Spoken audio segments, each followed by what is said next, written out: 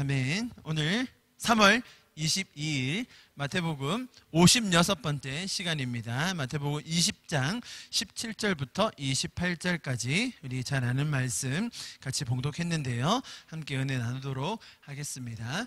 지금 전 세계가 공통적으로 관심을 기울이고 있는 소식은 단연 이 코로나 바이러스 관련 소식일 겁니다.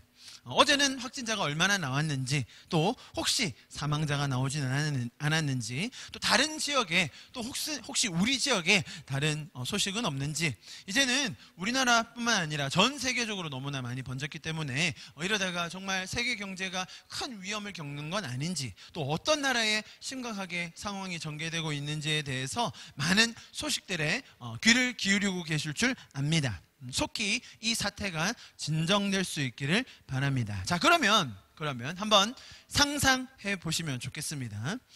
사실 이런 전염병의 대유행을 전 지구적으로 알았던 적이 많지는 않습니다. 아주 심각한 상황이죠. 인간의 힘으로 어쩔 수 없는 큰 어려움을 저희가 지금 겪고 있습니다. 자, 언제가 될지는 모르겠지만 나라마다 이런 선포가 나올 때 기분이 어떨까요? 지금 전 세계가 이 바이러스 때문에 몸살을 앓고 있는데, 자, 각 나라의 정상이 나와서 이렇게 선포하는 겁니다. 지난 열흘째 확진자가 한 명도 나오지 않았고, 자가격리자는 이제 제로가 되었으며, 확진자 중 100%가 치료되어 이제 이 나라의 대통령으로서 코로나 바이러스가 종식되었음을 선포합니다 라고 어떤 나라의 대통령이, 우리나라 대통령이건 미국의 대통령이건 이탈리아의 대통령이건 나와서 공식적으로 이런 선언을 했다면 사람들의 기분이 어떨까요? 정말 상상만 해도 막 소름 돋죠. 다른 지역에 계신 분들은 조금 덜할 수도 있겠지만, 만약 대구에 계신 분들, 실제로 우한에 있었던 분들, 또 이탈리아에 계셨던 분들이 이 선포를 들을 때 기분이 어떨까요? 정말로 이 코로나 바이러스 때문에 숨죽이며 살았던 시간들을 기억하며, 이제 끝났구나, 이제 우리가 자유하는구나, 이제 드디어 마스크 안 껴도 되는구나 라고 하며 환호를 지를 것입니다. 그날이 속히 올 수 있기를 간절히 기도합니다. 우리나라뿐만 아니라 지금 전 세계로 번지고 있는 이 바이러스의 종식이 선언되는 날을 우리가 함께 기도하기 원합니다. 제가 여러분에게 이 큰 기쁨의 소식 하나의 예를 들어드렸습니다. 우리가 지금 겪고 있는 이 어려운 상황과 맞닿아 있어서 우리에게 잘 와닿는 예인 것 같습니다. 이제 해방되었다는 겁니다. 이 지긋지긋한 바이러스로부터, 이 지긋지긋한 줄 서서 마스크 얻어야 되는 이런 상황으로부터 이제 해결되었으니, 이제 자유다, 이제 우리가 해방되었다, 이제 자유의 몸이 되었다, 더 이상 여기에 매이지 않아도 된다 라고 하는 건 얼마나 좋은 소식입니까? 그죠? 자, 여러분 잘 들어주십시오. 복음의 시작이 딱 이와 같아요. 물론 그 이후에 이어질 삶, 그죠? 그리고 그 이후에 이어질 천국의 삶과 하나님의 동행하심, 그런 것들은 완전 차원이 다르지만, 일단 기본적으로 이런 바이러스에서 자유하여 자유의 몸이 되었다, 더 이상 우리가 묶이지 않아도 된다, 그 바이러스의 종이 되지 않아도 된다, 이제 바이러스가 끝났다, 종식되었다라는 그 선언은 복음의 시작과 굉장히 맞닿아 있습니다. 그죠? 이제 더 이상 우리가 죄의 종노릇하지 않아도 된다는 겁니다. 더 이상은 우리가 죄의 노예가 아니라는 말이죠. 이제 죄로부터 자유하게 되었다는 겁니다. 여기까지는 이 바이러스의 종식 선언과 굉장히 비슷해요. 자, 그리고 나서 우리는 어떤 신분의 변화를 얻습니까? 이제 우리는 죄의 자녀들, 죄의 종이 아니라 의의 자녀가 됩니다. 하나님이 살아계시고 예수 십자가의 보혈의 공로로서 우리는 하나님과 인격적인 교제를 할 수 있게 되었습니다. 우리는 하나님의 형상을 가진 존재로서 그분의 사랑을 받고, 또 선하신 하나님께서 우리의 삶을 주관하시고 인도하신다. 자, 여러분, 이것이 복음입니다. 그래서 복음을 뭐라고 부르죠? 좋은 소식.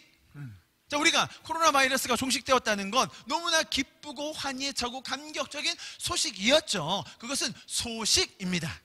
어떤 명령이 아니라, 선동이 아니라, 조건이 아니라 이렇게 되었다라고 소식을 전해주는 거예요.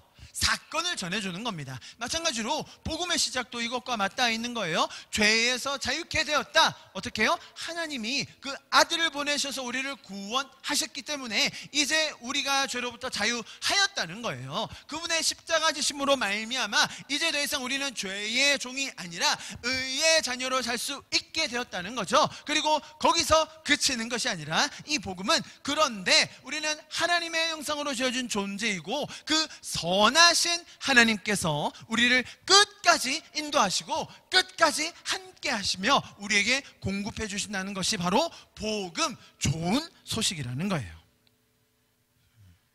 마태가 전하고 있는 이 좋은 소식, 우리가 마태복음을 통해서 보고 있습니다. 우리가 아직 죄인 되었을 때에, 우리가 하나님을 떠나 죽어 있을 때에 그 아들이 오셔서 우리를 구원하셨다라는 좋은 소식을 이 마태가 우리에게 전해주고 있는 것입니다. 다시 말씀드립니다. 좋은 명령, 좋은 제안, 좋은 권면, 좋은 비법이 아닙니다. 하나님의 아들이 우리를 살리셨다, 우리를 자유케 하셨다, 우리를 사랑하신다는 그 놀라운 선포요, 소식이요, 약속의 말씀드린 것입니다. 이것을 우리가 더 배우고 기억할 수 있기를 바랍니다. 여러분, 참 이렇게 크게 나뉠 수 있을 것 같습니다. 잘 보십시오. 먼저는 우리가 죄된 상태에 있었습니다.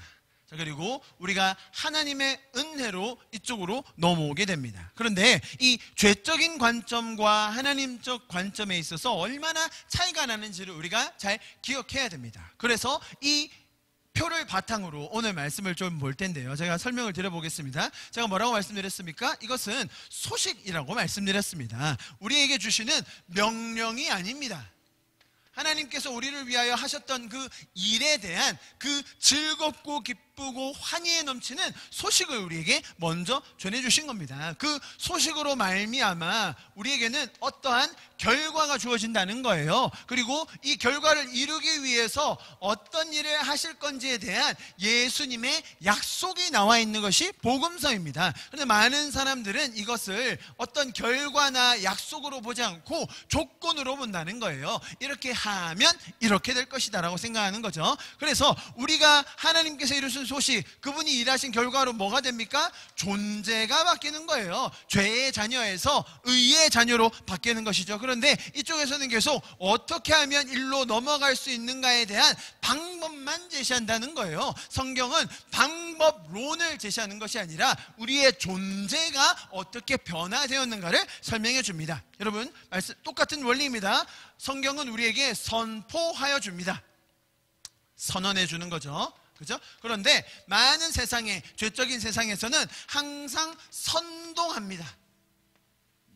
이렇게 하는 것이 좋은 거다, 이렇게 해야 살 수 있다라고 하는 거죠. 마지막으로 성경은 우리에게, 하나님은 우리에게 어떻게 하면 이 은혜를 누릴 수 있는지, 우리가 이 사랑을 어떻게 향유할 수 있는지를 가르쳐주는 반면 세상에서는 항상 비밀을 운운합니다. 그죠?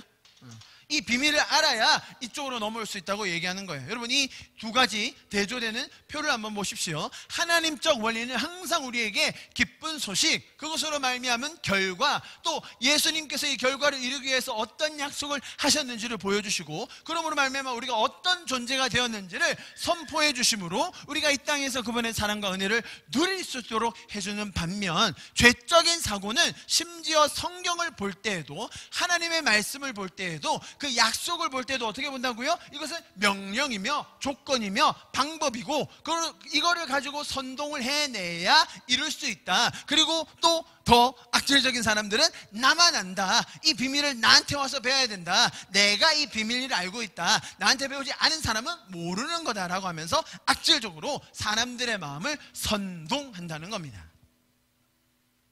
자, 이 큰 표를 가지고 오늘 말씀도 좀 같이 보겠습니다. 먼저 오늘 본문 17절부터 19절까지 같이 좀 보겠습니다. 17절 예수께서 예루살렘으로 올라가려 하실 때에 12제자들을 따로 데리시고 길에서 이르시되 보라 우리가 예루살렘으로 올라가노니 인자가 누구죠? 예수님입니다. 대제사장들과 서기관들에게 넘겨짐에 그들이 죽이기로 결의하고 자 그리고 이방인들 여기서 이방인들이라 하면 로마 군인들 로마 제국을 말하는 거예요. 넘겨주어 그를 조롱하며 채찍질하며 십자가에 못 박게 할 것이나 제3일에 살아나리라. 저는 보십시오. 이 말씀 지금 읽은 이 말씀을 여기에다 대비해서 보셔야 됩니다. 이것이 이렇게 해야 되는 것이 아니라 이 예수님의 소식과 그 일을 통하여 어떤 일을 우리에게 약속하고 계신 건지에 대한 선포를 우리에게 주시는 것이지 이것이 어떤 명령이나 조건과 방법, 선동, 비밀이 아니라는 거예요. 오늘 읽은 이 말씀요. 그죠? 자, 지금 십자가에 대한 순환에 대한 예언을 마태복음에 들어서 세 번째 우리에게 주고 계십니다. 자, 그런데 보면 이제 조금 더 구체적으로 설명을 해 주십니다. 뭐라고요? 대제사장들과 서기관들에게 넘겨지고 그들이 죽이기로 결의를 한다는 거예요. 그죠? 이 유대인들 내의 지도자들이 이 유대인들에 대해서 치리할, 결의할 권한이 있었거든요. 그러나 사형을 집행할 수는 없어요. 왜? 로마 제국 안에 있거든요. 그러니까 예수님을 누구한테 넘겨줍니까? 이방인들 로마 제국에게 넘겨주면 그들이 어떻게 한다고요? 첫째, 조롱하고 채찍질하고 심지어 십자가에 못 박게 할 것이다. 여러분 당시에 사형에 대한 방법들이 여러 가지 있었습니다. 그런데 그 중에서도 딱 하나 특정을 지어서 이러이러한 프로세스를 거치고 나서 이렇게 사형을 당할 것이라는 것에 대해서 아주 자세하게 설명을 해주세요. 그리고 절망으로 끝나는 것이 아니라 제3일에 살아나리라 라는 선포, 약속을 주시는 겁니다. 여러분 이렇게 상세하게 십자가의 과정, 죽음의 과정, 그리고 부활의 날까지 정확하게 구체적으로 말씀하여 주시는 이유가 뭐겠습니까? 첫 번째로는 예수님께서 치르셔야 하는 죄의 값이 얼마나 참혹한 것인지를 보여주시는 거예요. 그리스도이신 하나님의 아들이신 이 예수님께서 왜 이러한 구체적인 프로세스를 거치셔야 하는가? 그만큼 우리의 죄악이, 그만큼 죄가 있는 이 세상이 참혹하고 어둡고 죽음 가운데 있다는 것을 보여주시는 것이죠. 그만큼의 강도로 이 피조물을 사랑하신다는 것을, 또 마지막으로 자기의 모든 것을 들여서 다시 돌이켜야 할 만큼의 존재가 바로 우리라는 것을 강조해 주시는 거예요. 첫 번째, 우리의 죄가 얼마나 참혹한지, 그러나 그럼에도 불구하고 하나님은 우리를 얼마나 사랑하시는지를 보여주는 것이 이 구체적인 설명의 이유라고 말씀드렸고요. 두 번째는 구체적인 예언의 성취예요. 보십시오. 어떤 일을 하실 건지에 대한 약속을 주시는 거잖아요. 예수님께서 너무나 자세하게 설명하세요. 다른 사형틀이 아니라, 다른 방식이 아니라 그 사형틀을 짐에도 불구하고 채찍 안 받을 수 있거든요. 조롱 안 받을 수 있거든요. 그런데도 그렇게 구체적으로 설명해 주시는 이유는 이것은 다분히 제자들을 위한 거라는 거예요. 제자들이 이런 사실들을 듣고 지금은 이해하지 못하지만, 지금은 이게 어떤 일인지 감이 없지만 그 일들이 일어났을 때, 그 사건들이 발생했을 때, 아, 예수님께서 이거 말씀하셨지, 예수님께서 이렇게 설명하셨지 라고 하면서 그것들에 대해서 기억할 수 있고, 또 그들의 믿음을 더 강하게 해주기 위해서 이렇게 구체적으로 설명하여 주시는 예수님이라는 거예요. 이해하시겠죠? 여러분 보십시오. 지금 이 죄적인 관념들이 구체적으로 된다면 어떻게 될까요? 이런 명령, 조건, 방법, 선동, 비밀들이 더 구체적으로 될수록 어떻게 되냐면 인간을 더 속박시키는 데 사용될 뿐이에요. 이해하시겠죠? 명령이 구체적으로 된다? 하나하나 세분화해서 명령을 나눈다? 얼마나 인간을 속박하는 것입니까? 마찬가지입니다. 조건, 방법, 선동, 비밀들을 세분화할수록, 구체화시킬수록 사람은 더 속박되게 되었어요.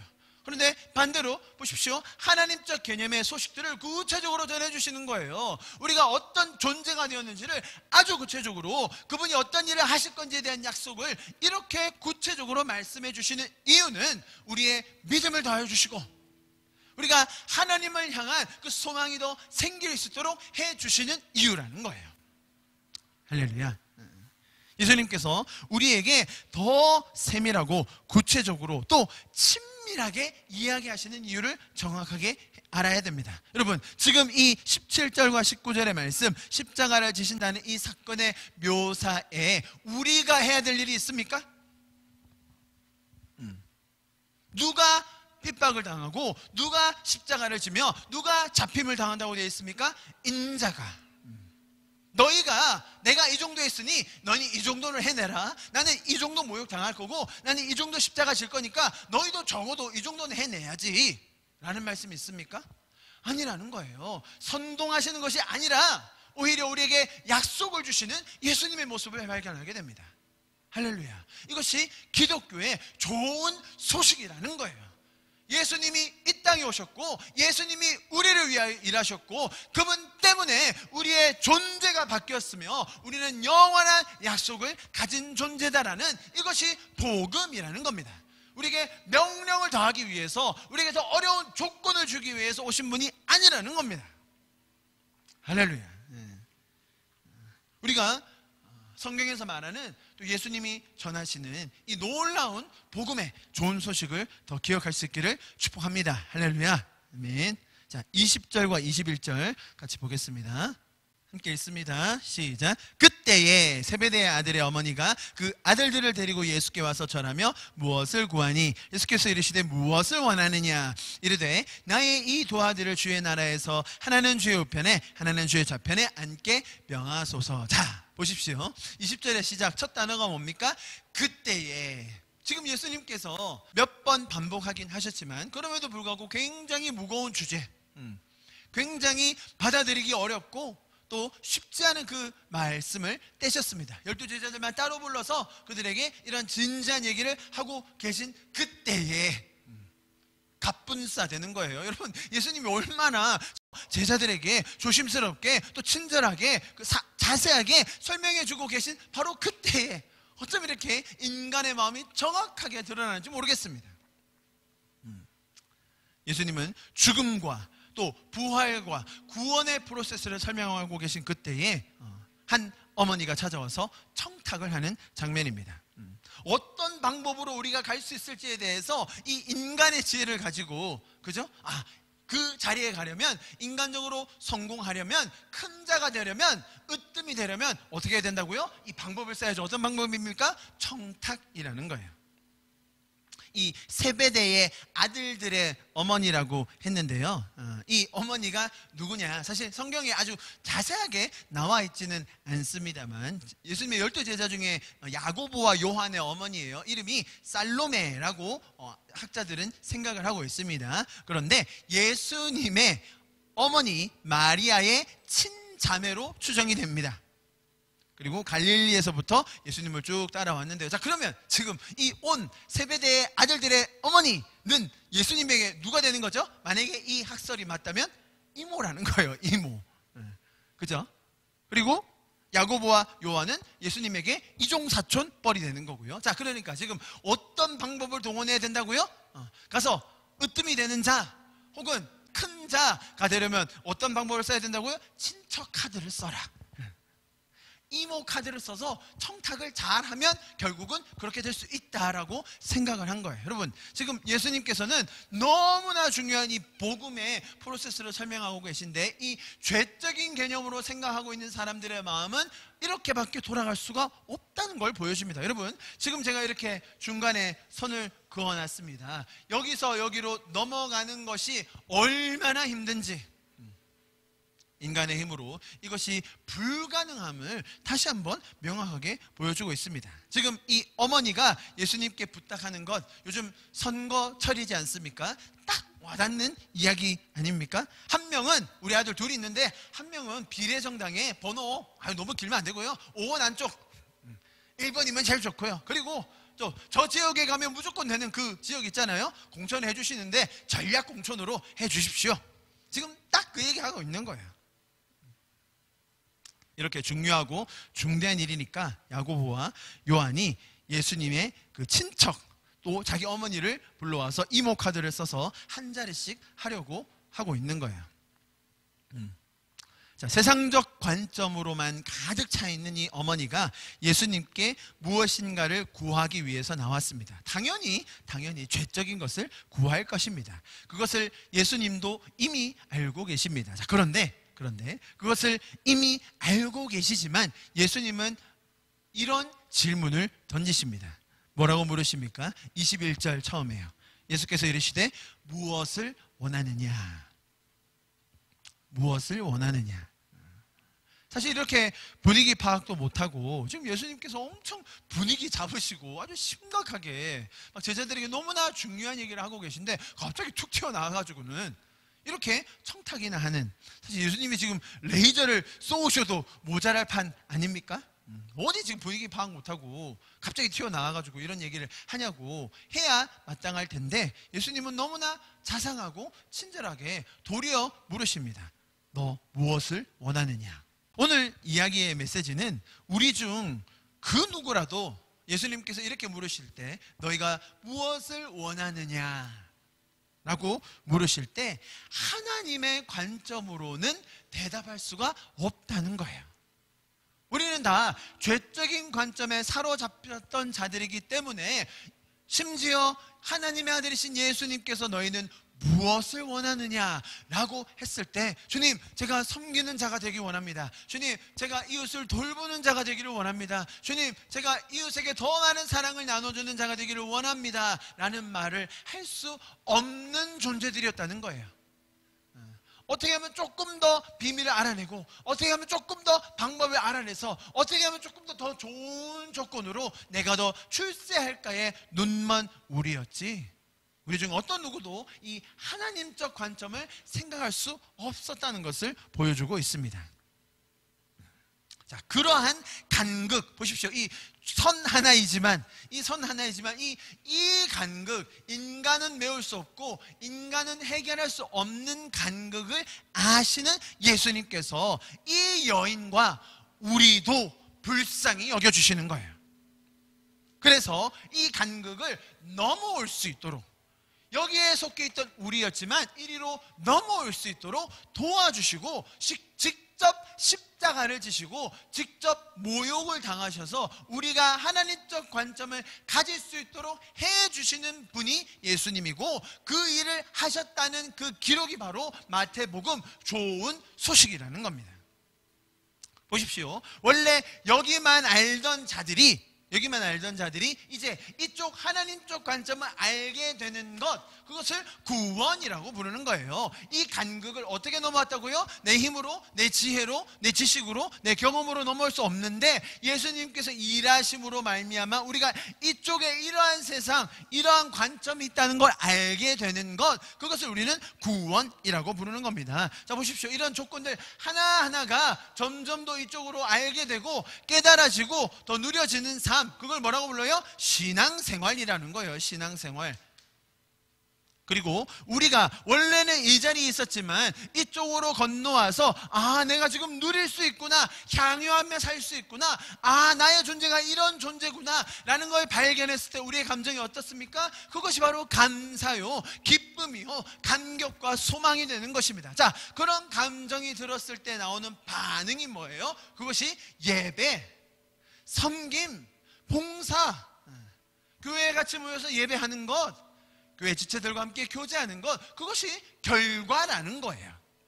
여러분, 신앙생활은 이런 그림으로 우리가 이해할 수 있는 거예요. 자, 22절 넘어갑니다. 예수께서 대답하여 이르시되 너희는 너희가 구하는 것을 알지 못하는도다. 내가 마시려는 잔을 너희가 마실 수 있느냐? 그들이 말하되 할 수 있나이다. 코미디죠, 코미디. 자, 성경에서 지금 예수님이 내가 마실 잔이라고 표현하셨는데요, 성경에 나오는 잔의 의미는 다양한 것들이 있습니다. 기쁨도 있고요, 혹은 슬픔도 있습니다. 혹은 복이나 저주, 둘 다 나타내는 구절들이 덜어 있습니다. 여기서는 당연히 예수 그리스도께서 인류를 구원하시기 위해 반드시 마셔야 할 이 고난의 쓴 잔, 곧 예수 십자가의 순환을 의미한다는 것을 우리는 이 복음의 큰 그림을 아는 자들로서 너희가 내 잔을 마실 수 있느냐라고 물었을 때 이 잔이 무엇을 의미하는지를 충분히 이해할 수 있죠. 그런데 제자들은 당연히 이 복음의 큰 그림도 이해 못하고 있었기 때문에 너희가 이 잔을 마실 수 있느냐라고 했을 때 아마 축배를 생각하지 않았을까요? 아니면 조금 더 그래도 뭐 철이 있는 제자였다면 뭐 한 신고식 정도 하시는 건가? 그 정도 생각했을 것 같습니다. 그러니까 예수님께서 질문하셨을 때 너희가 이 잔을 마실 수 있느냐라고 했을 때 네, 할 수 있습니다 라고 했다는 거예요. 거의 형님 저희가 따라가겠습니다 라고 하는 거예요.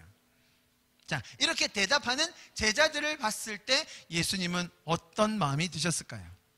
사실 지금 이 예수님의 질문, 너희가 이 잔을 마실 수 있느냐, 이 질문은 예 아니면 아니요를 원하시는 질문입니까?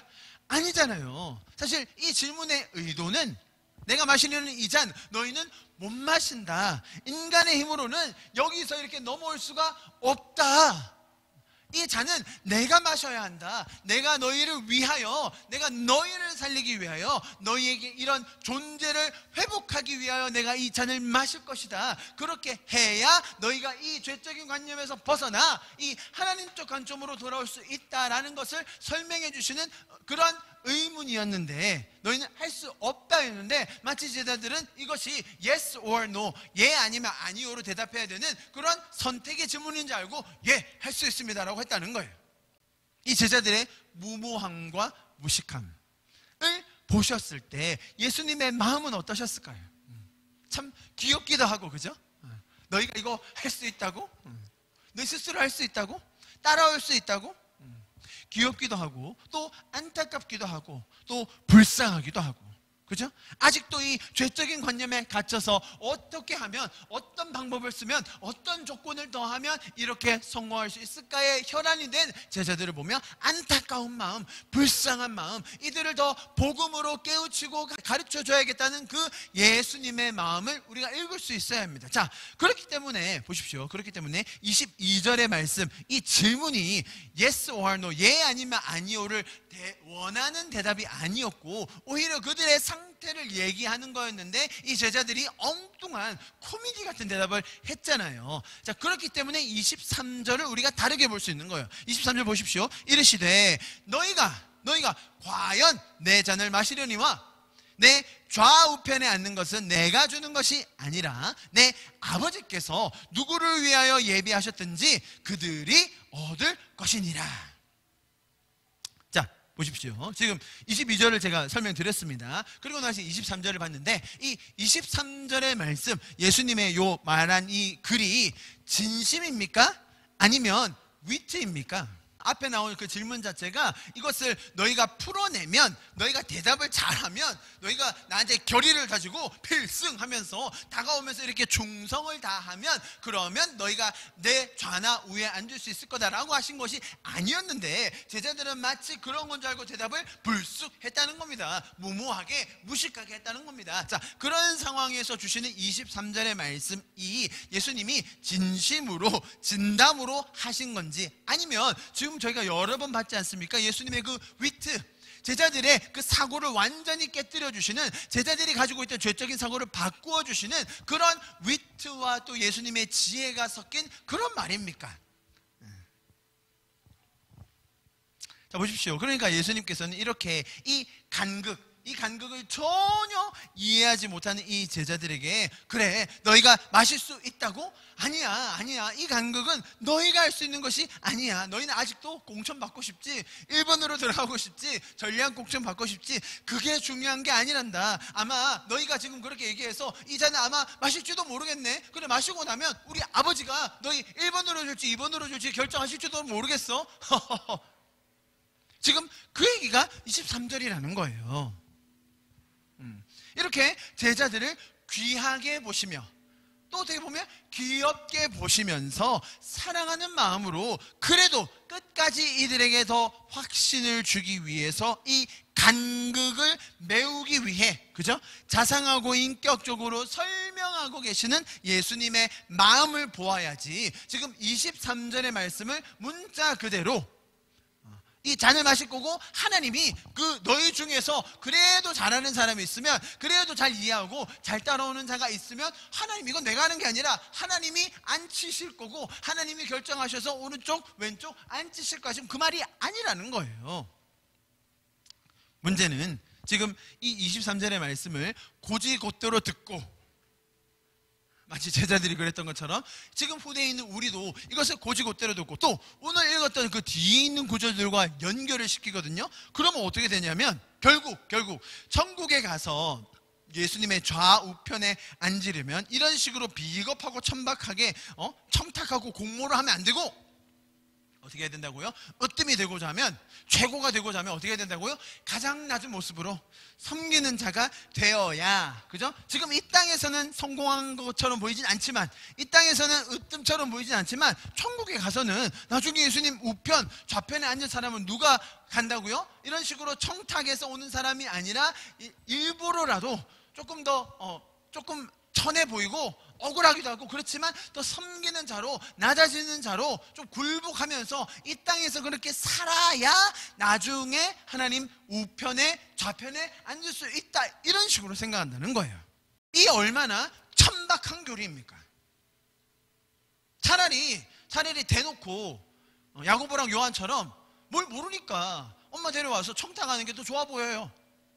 좋아 보인다는 게 비교적으로 말씀드리는 겁니다. 아니, 꿍꿍이를 가지고 나중에 나는 하나님 우편에 앉을 거야, 나중에 내가 더 큰 자가 될 거야, 나중에 천국 가서 내가 으뜸이 되어야지, 그거 꿍꿍이 가지고 이 땅에서 빌빌 기면서 일부러 져주는, 그것이 더 이상한 모습 아닙니까? 그것이 더 왜곡된 교리 아닌가요? 차라리 죄적인 모습 확 드러나고 예수님께서 딱 고쳐주신 게 낫지, 무슨 교리가 천국에서 높아지기 위해서 이 땅에서 그렇게 일부러 아닌데도 불구하고, 내 마음은 그렇지 않은데도 불구하고 그렇게 가짜로 섬겨야 된다고요?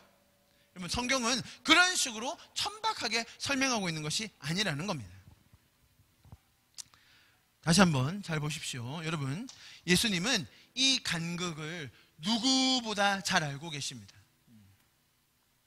다른 어떤 것으로 해결할 수가 없습니다. 왜냐하면 처음부터 이 결정을 하신 분이 예수님이기 때문이에요. 무슨 말이냐면, 이 죄로 들어갈 수 있는 가능성까지 열어두셨어요.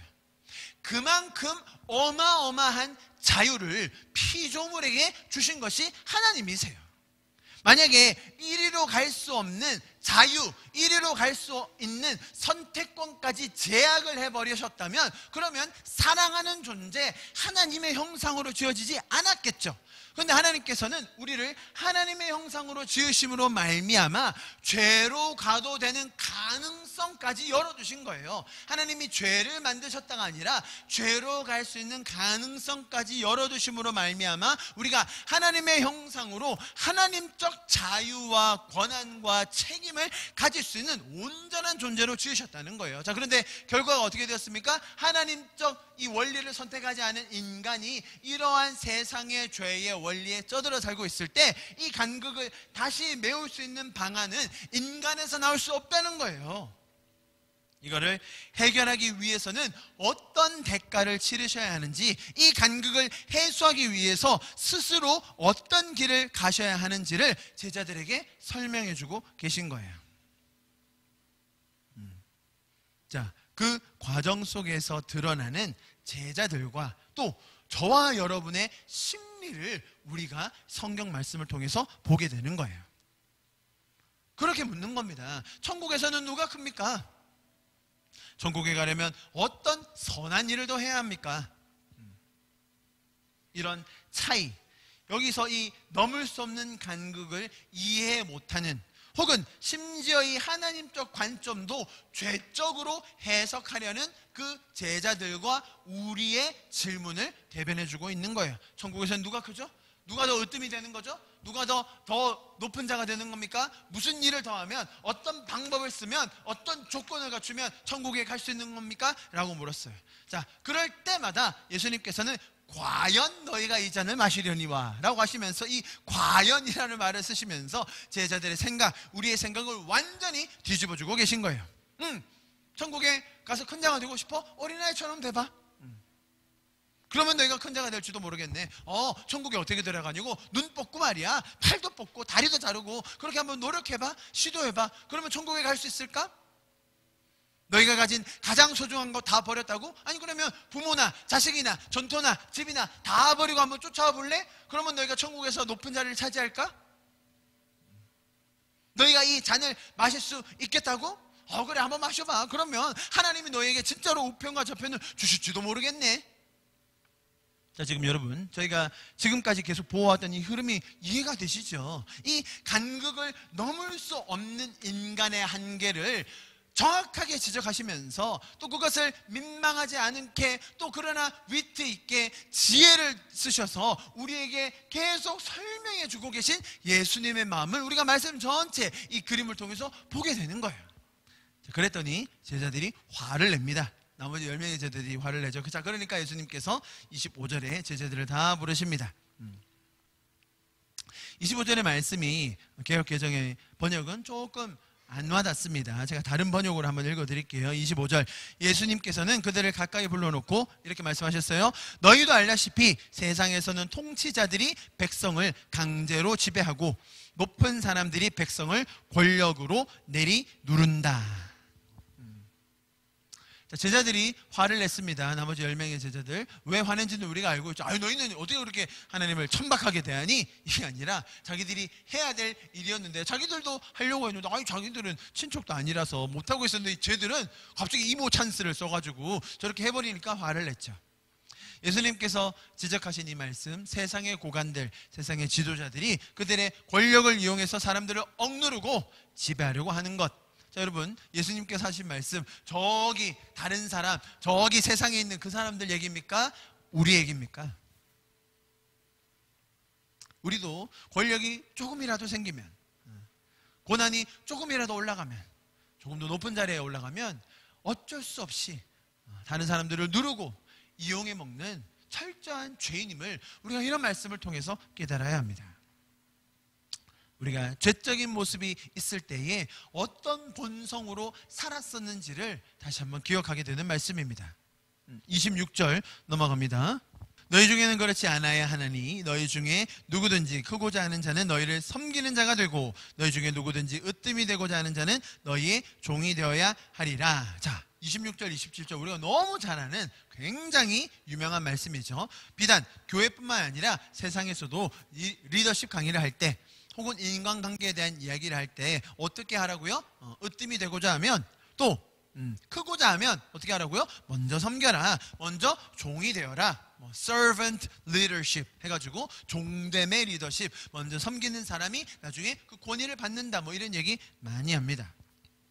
그러면서 이 성경에 나오는 굉장히 세상과는 다른 개념, 그죠? 세상에서는 큰 자가 되고 으뜸이 되려면 어떻게 해야 된다고 가르칩니까? 좋은 대학 나와야 됩니다. 좋은 직장 가야죠. 출세해야 됩니다. 어쨌든 재력이 있어야죠. 권력이 있어야 됩니다. 그래야 으뜸이 되는 거고요. 그래야 높은 자가 되는 겁니다. 자, 그런데 세상에서 말하는 그런 원리와 굉장히 반대되는 원리를 성경은 가르치고 있다. 자, 그런데 인생을 살아보니 이게 맞구나라는 것을 많은 사람들이 깨닫게 되고, 교회를 다니던, 예수님을 믿던 믿지 않던 이 문장에 대해서 굉장히 호감을 가지고 또 많은 분야에 적용하려는 모습을 봅니다. 자, 그런데 교회에서도 동일하게 얘기해요. 우리가 으뜸이 되려면, 우리가 큰 자가 되려면 어떻게 하라고요? 먼저 섬기고 종이 되어서 솔선수범하고 많이 섬기시고, 지나가는 쓰레기도 먼저 줍고, 다른 사람이 고생하면 먼저 가서 돕고, 높은 사람이라도 주차관리부터 하시고 설거지부터 하시고 허드렛 일부터 하셔서, 그래야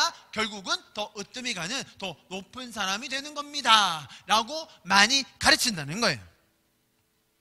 이게 말이 됩니까, 여러분? 잘 보세요. 지금 또 이 동일한 말씀을 뭘로 만들어 버렸어요? 조건화 시킨 거예요. 뭐 하려면? 높은 자 되려면, 으뜸 되려면 어떤 방법을 취하라고요? 종이 되어보라는 거죠. 또 막 선동하는 거예요. 여러분, 우리는 다 천국 가서 높은 자 되어야 됩니다. 천국 가서 으뜸 되어야지 여기서 떵떵거릴 생각일랑 하지 마세요 라고 하면서 비밀을 가르쳐 준다면서 이런 명령까지도 만들어 버린다는 겁니다. 여러분, 성경은 이런 식으로 쓰여진 게 아니라는 거예요. 우리에게 또 하나의 다른 명령, 또 하나의 다른 조건과 방법을 제시하려고 적혀진 게 아니라는 거예요. 이 말씀 또한 예수님께서 지금 이 26절과 27절에 하시는 말씀도, 자 보십시오 여러분, 이것은 조건이 아니라 우리에게 일어날 결과와 약속을 보여주시는 거예요. 이렇게 하기 위해서 이런 사람들이었는데 일로 건너오게 하기 위해서 예수님께서 어떤 일을 하셨는가에 대한 소식이지, 이것은 조건이나 방법이나 명령이 아니라는 겁니다. 제가 아까 설명드렸잖아요. 내세에 천국에 더 화려하고 큰 것을 얻기 위해서 이러한 방법과 수단을 이용한다는 것은 다분히 세상적인 이야기입니다. 제가 설명을 드리겠습니다. 26절, 너희 중에는 그렇지 않아야 하나니. 자, 이렇게 보셨죠? 너희 중에는 그렇지 않아야 하나니. 마치 명령조로 들리시죠? 뭔가 조건이고 뭔가 방법론으로 들리시죠? 제가 여기서는 조금 원어풀이합니다. 자, 여기서 보면 않아야 하나니에 해당하는 헬라어가 우크 에스타인데요. 자, 여기서는 이 비동사가 있는데 에임이라는 그 비동사가 있어요. 그 헬라어에 자주 쓰이는. 자, 이 에임이라는 이 비동사가 어떻게 변형된 거냐면, 들어보세요. 3인칭 단수 미래 능동태 직설법으로 돼 있어요. 무슨 말이냐면 너희 중에는 그렇지 않아야 하나니는 그렇게 될 것이다 라는 의미예요. 여기서 미래 시상, 미래가 있다고 했잖아요. 이것은 곧 이루어질 일에 대한 그런 선포를 하고 계신 거예요. 그래서 이렇게 번역한 게 맞는 거예요. 너희 안에서는 이와 같지 않을 것이다.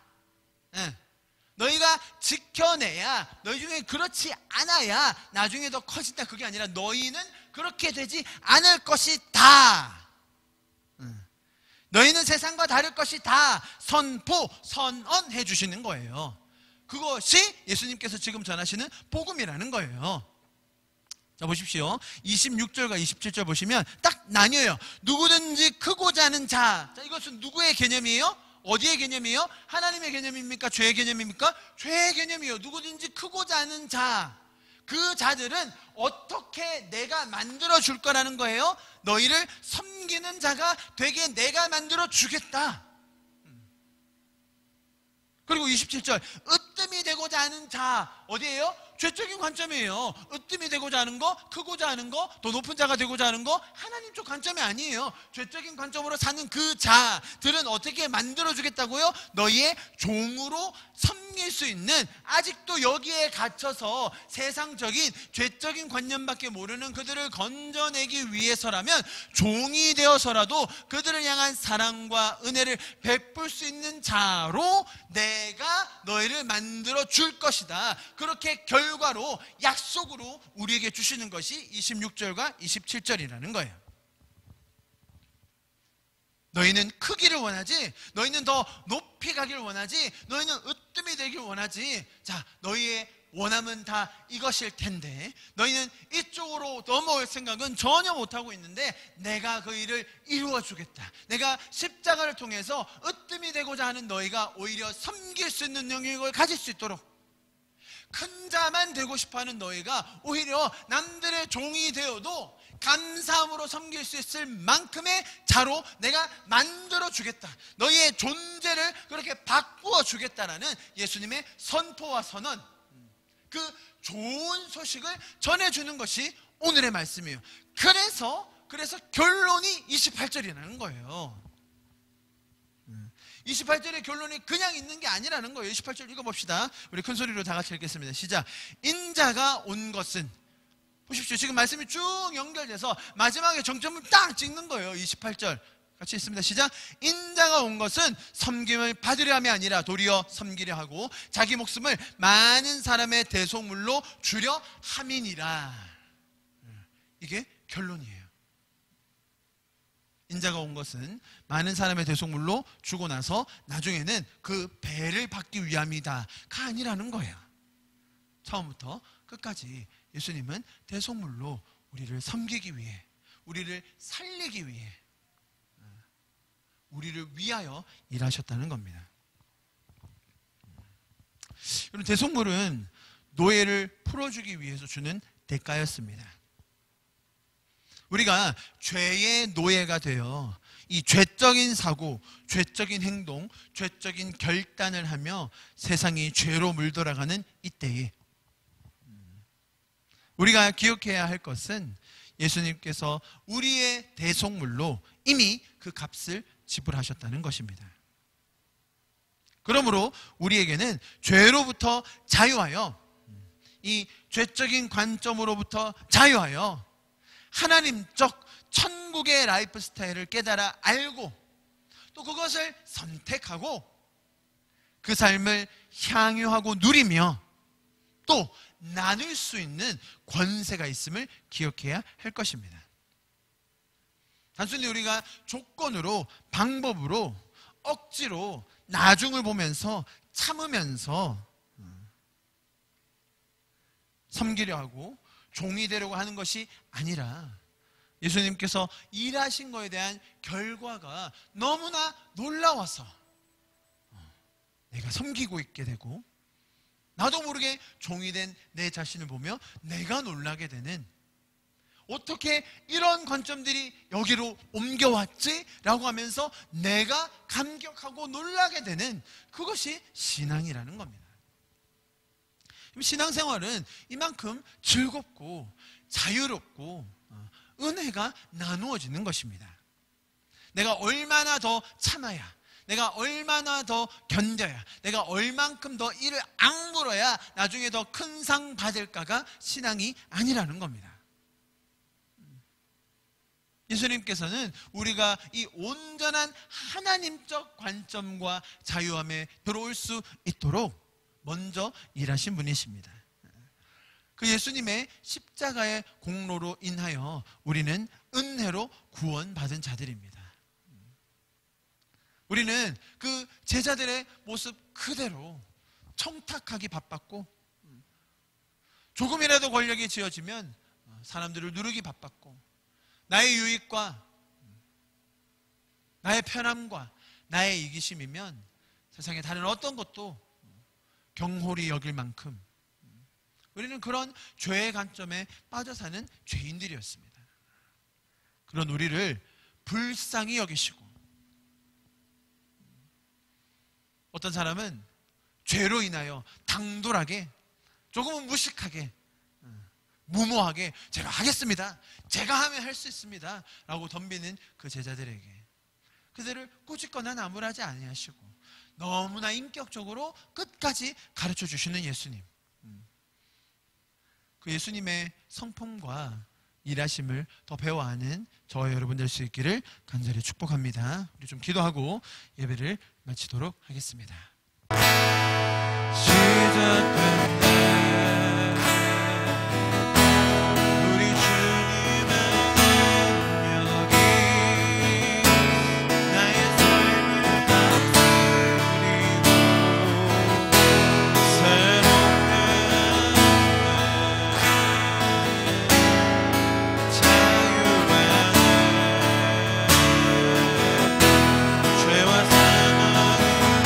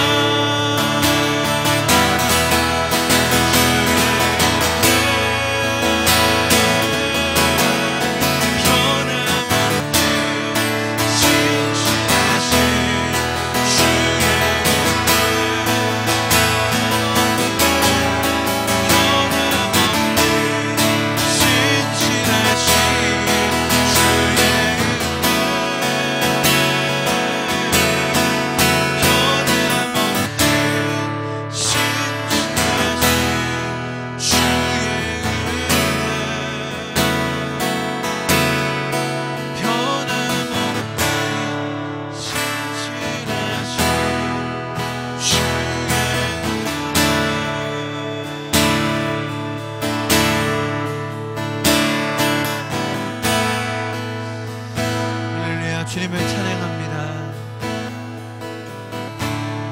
우리가 죄적인 사고로, 죄적인 관점으로 항상 조건을 가지고 새로운 방법을 찾고 비밀을 알려고 했지만, 우리가 건널 수 없는 그 간격을 예수님께서 일하심으로 우리로 천국의 삶을 살 수 있도록 인도해 주신 주님 감사합니다.